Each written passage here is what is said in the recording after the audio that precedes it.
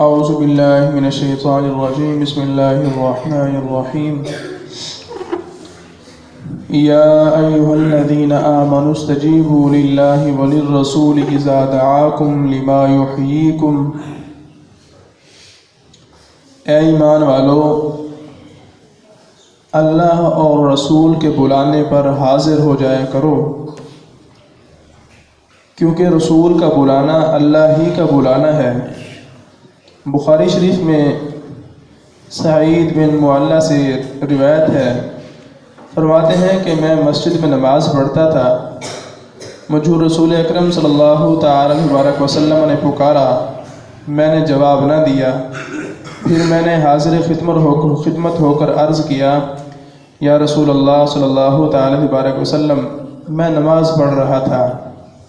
حضور نے ارشاد فرمایا کہ کیا اللہ تعالیٰ نے یہ نہیں فرمایا ہے کہ اللہ اور رسول کے بلانے پر حاضر ہو جاؤ؟ ایسا ہی دوسری روایت میں ہے کہ حضرت ابی بن کعب رضی اللہ تعالیٰ عنہ نماز پڑھتے تھے، حضور نے انہیں پکارا، انہوں نے جلدی سے نماز مکمل کر کے حضور کی بارگاہ میں سلام عرض کیا، تو حضور نے فرمایا تمہیں جواب دینے سے کس بات نے منع کیا؟ عرض کیا حضور میں نماز میں تھا۔ حضور نے ارشاد فرمایا کیا تم نے قرآن پاک میں یہ نہیں پایا کہ اللہ اور رسول کے بلانے پر حاضر ہو جاؤ؟ عرض کیا بے شک آئندہ ایسا نہیں ہوگا۔ یہ سید الانبیاء صلی اللہ تعالی علیہ وسلم کی عظمت اور آپ کی رفعت شان ہے کہ اگر امتی نماز میں بھی ہے، عظیم فریضہ اللہ کا، لیکن پھر بھی حضور بلائیں تو وہ حضور کی بارگاہ میں فوراً حاضر ہو۔ تو فرمایا کہ اللہ نے تمہیں یہ حکم دیا ہے کہ اللہ اور رسول کے بلانے پر حاضر ہو جاؤ، اذا دعاکم، جب رسول تمہیں اس چیز کے لیے بلائیں، لما یحییکم، جو تمہیں زندگی بخشے گی۔ حضور تمہیں بلاتے ہیں تو یہ تمہاری زندگی کا باعث ہے، تمہیں زندہ کرنے کے لیے جو ہے بلاتے ہیں۔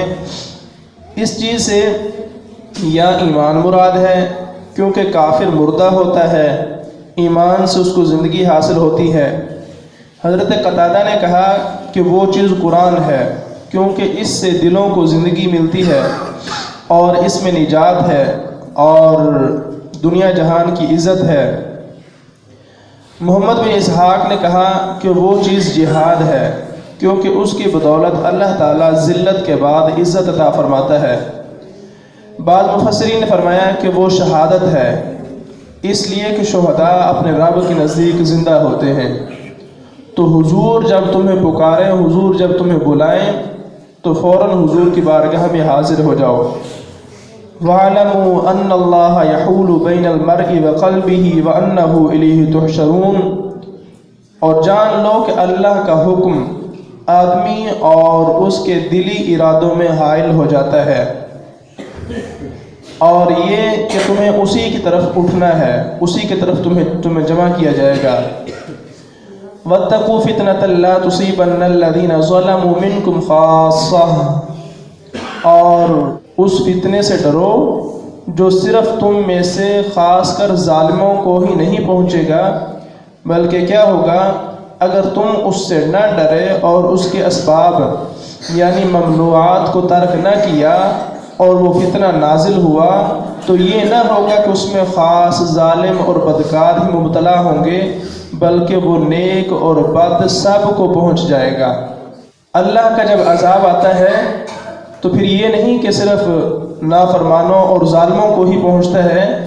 فرمایا کہ اگر تم نے برائی سے منع نہ کیا اور برائی کو ترک نہ کیا تو پھر وہ گناہ گاروں کو بھی پہنچے گا اور ساتھ تمہیں بھی پہنچے گا کہ تم نے اس برائی کو منع کیوں نہیں کیا۔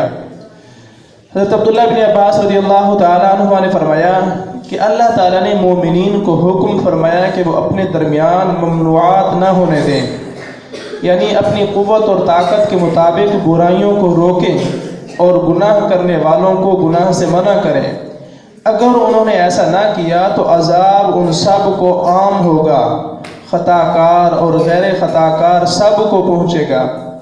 حدیث شریف میں ہے کہ سید عالم صلی اللہ تعالی علیہ وسلم نے فرمایا کہ اللہ تعالیٰ مخصوص لوگوں کے عمل پر عذاب عام نہیں کرتا جب تک عام طور پر لوگ ایسا نہ کریں کہ ممنوعات کو اپنے درمیان ہوتا دیکھتے رہیں اور اس کے روکنے اور منع کرنے پر قادر ہوں، باوجود اس کے نہ روکیں اور نہ ہی منع کریں۔ جب ایسا ہوتا ہے تو اللہ تعالیٰ عذاب میں عام اور خاص سب کو مبتلا کر دیتا ہے۔ ابو داؤد کی حدیث میں ہے کہ جو شخص کسی قوم میں سرگرم معاصی ہو اور وہ لوگ باوجود قدرت کے اس کو نہ روکیں تو اللہ تعالیٰ مرنے سے پہلے انہیں عذاب میں مبتلا کرتا ہے۔ اس سے معلوم ہوا کہ جو قوم برائی سے منع کرنے کا جو عظیم کام ہے اس کو چھوڑ دیتی ہے اور لوگوں کو گناہوں سے نہیں روکتی، وہ اپنے اس ترک فرض کی شامت میں مبتلا عذاب ہو جاتی ہے۔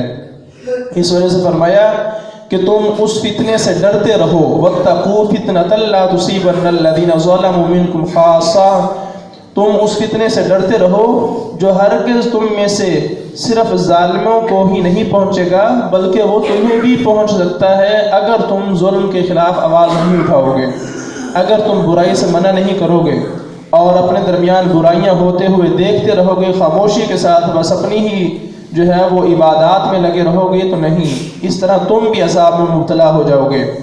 وَاعْلَمُوا أَنَّ اللَّهَ شَدِيدُ الْعِقَابِ، اور جان لو کہ اللہ کا عذاب بہت سخت ہے، شدید العقاب، اس کے عذاب میں بڑی شدت ہے۔ وَاذْكُرُوا إِذْ أَنْتُمْ قَلِيلٌ مُسْتَضْعَفُونَ فِي الْأَرْضِ تَخَافُونَ أَنْ يَتَخَطَّفَكُمُ النَّاسُ فَآوَاكُمْ وَأَيَّدَكُمْ بِنَصْرِهِ وَرَزَقَكُمْ مِنَ الطَّيِّبَاتِ لَعَلَّكُمْ تَشْكُرُونَ۔ اور یاد کرو اے مومنین مہاجرین، ابتدائی اسلام میں ہجرت کرنے سے پہلے مکہ مکرمہ میں جب تم تھوڑے تھے، اذ انتم قلیل، جب تم تھوڑے تھے، مستضعفون فی الارض، ملک میں دبے ہوئے کمزور اور ضعیف لوگ تھے، تمہارے پاس قوت اور طاقت نہیں تھی، قریش تم پر غالب تھے، اور تم تخافون ان یتخطفکم الناس، تم ڈرتے تھے کہ کہیں لوگ تمہیں اچک نہ لے جائیں۔ جس طرح جو باز یا کوئی پرندہ ہے نا، وہ مرغی کے بچے کو جو ہے وہ اٹھا کر لے جاتا ہے تو اس کو کہتے ہیں اچک لینا، کہ اچانک پتہ ہی نہیں چلتا، اس وقت پتہ چلتا ہے جب وہ آنکھوں سے اوجھل ہو جاتا ہے اور غائب ہو جاتا ہے اور اس کا شکار ہو جاتا ہے۔ تو فرمایا کہ تم ڈرتے تھے کہ کہیں لوگ تمہیں اچک نہ لے جائیں، تمہیں اچانک نقصان نہ پہنچا دیں۔ فآواکم، تو اس نے تمہیں مدینہ طیبہ میں جو ہے وہ ٹھکانہ عطا کیا، جگہ عطا کی۔ وَأَيَّدَكُمْ بِنَصْرِهِ، اور اپنی مدد سے تمہیں جو ہے وہ قوت اور طاقت عطا کی اور تمہاری تائید کی اپنی مدد کے ساتھ۔ وَرَزَقَكُمْ مِنَ الطَّيِّبَاتِ، اور ستھری چیزوں سے تمہیں رزق عطا فرمایا، تمہیں صاف ستھری چیزیں جو ہیں وہ روزی میں عطا کی، یعنی اموال غنیمت جو تم سے پہلے کسی امت کے لیے حلال نہیں کیے گئے تھے۔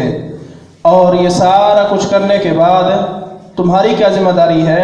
لعلکم تشکرون، تاکہ تم احسان سمجھو، تاکہ تم اس کا شکر بجا لاؤ اور تم جو ہے وہ اللہ کا احسان عظیم سمجھو۔ یا ایھا الذین آمنوا لا تخونوا اللہ والرسول وتخونوا اماناتکم وانتم تعلمون، اے ایمان والو اللہ اور رسول سے دغا نہ کرو، اللہ اور رسول کے ساتھ دھوکہ نہ کرو، اور فرائض کا چھوڑ دینا اللہ سے خیانت کرنا ہے، اور سنت کا ترک کرنا رسول اللہ صلی اللہ تعالی علیہ وسلم سے دھوکہ کرنا ہے اور دغا کرنا ہے۔ شان نزول یہ ہے، یہ آیت ابو لبابہ ہارون بن عبد المنذر انصاری کے حق میں نازل ہوئی۔ واقعہ یہ تھا کہ رسول کریم صلی اللہ تعالی علیہ وسلم نے یہود بنی قریظہ کو 2 ہفتے سے زیادہ عرصہ تک محاصرہ فرمایا۔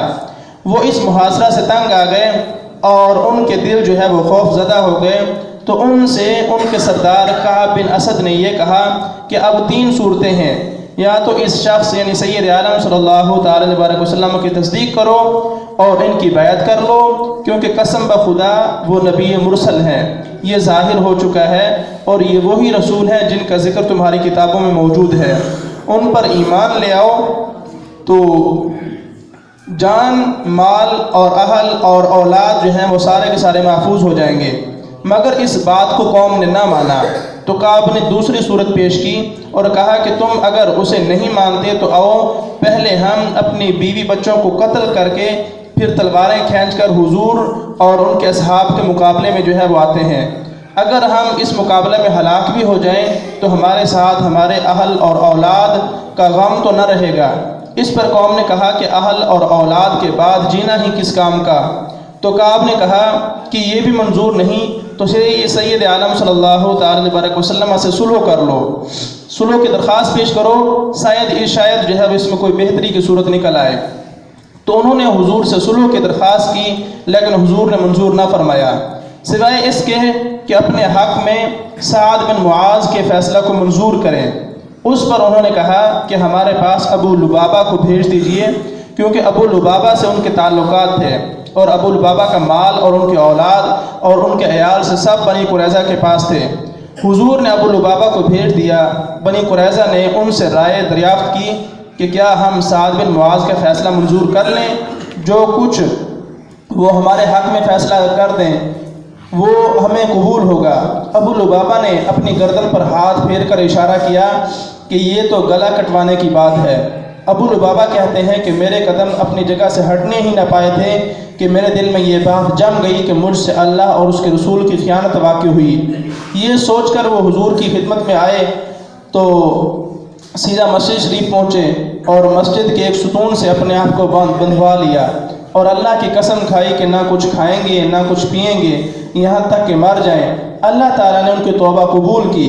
وقتاً فوقتاً ان کی بیوی آ کر انہیں نمازوں کے لیے اور انسانی حاجتوں کے لیے کھول دیا کرتی تھی اور پھر باندھ دیے جاتے تھے۔ حضور کو جب یہ خبر پہنچی تو فرمایا کہ ابو لبابہ یہ میرے پاس آتے تو میں ان کے لیے مغفرت کی دعا کرتا، لیکن جب انہوں نے یہ کیا تو میں انہیں نہ کھولوں گا جب تک اللہ تعالیٰ ان کی توبہ قبول نہ کرے۔ وہ 7 دن بندھے رہے، نہ کچھ کھایا نہ پیا، یہاں تک کہ بے ہوش ہو کر گر گئے۔ پھر اللہ تعالیٰ نے ان کی توبہ کو قبول کیا۔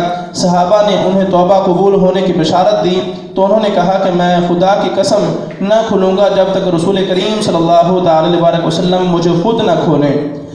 حضور نے انہیں اپنے دست مبارک سے کھول دیا۔ ابو لبابہ نے کہا میری توبہ اس وقت پوری ہو گئی جب میں اپنی قوم کی بستی چھوڑ دوں جس میں مجھ سے یہ خطا سرزد ہوئی، اور میں اپنے کل مال کو اپنے ملک سے جو ہے وہ نکال دوں۔ سید عالم نے فرمایا 1/3 مال کا صدقہ کرنا کافی ہے۔ ان کے حق میں یہ آیت کریمہ جو ہے وہ نازل ہوئی کہ اللہ اور رسول کے ساتھ خیانت نہ کرو اور نہ اپنی امانتوں میں جان بوجھ کر جو ہے وہ خیانت کرو۔ وَتَخُونُوا أَمَانَاتِكُمْ وَأَنْتُمْ تَعْلَمُونَ، اور نہ اپنی امانتوں میں خیانت کرو وَأَنْتُمْ تَعْلَمُونَ، حالانکہ تم جانتے ہو۔